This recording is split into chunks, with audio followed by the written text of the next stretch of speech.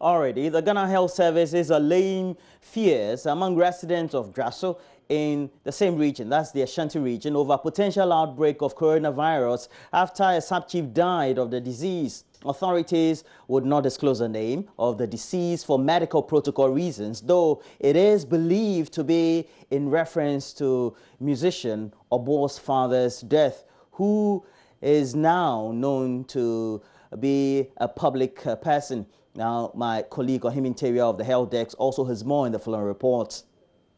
Ashanti Regional Health Director Dr. Emmanuel Tinkran admits to late detection of the condition of the late chief of the town in the Asante Achim South municipality.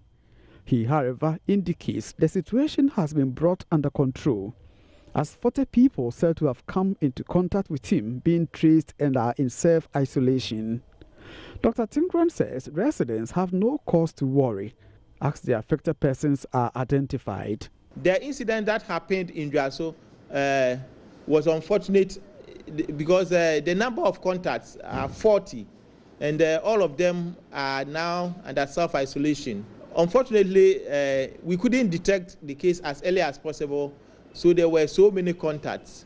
But right now we've had a lot of support from the community, the district chief executive, the chief, and then the people. We've talked to all of them and they've agreed all of them are in self-isolation and we are monitoring them. But it's also a lesson to us so that everybody should try as much as possible to be part of the process. According to Dr. Tinkran, the Draso incident comes as a lesson for health authorities and all others in the management of COVID-19. He recalled the late sub-chief returned to Draso to celebrate Akwasi Day after visiting his children abroad. Dr. Tinkran says the late chief's life could have been saved if those around him had managed his case properly. He's an old man who traveled outside the country to visit his children. He came to his community for Akwasi Day and then was with his people.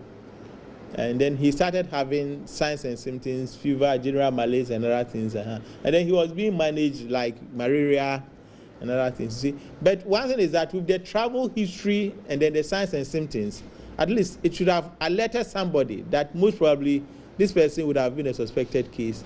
It wasn't the case until the situation was getting worse.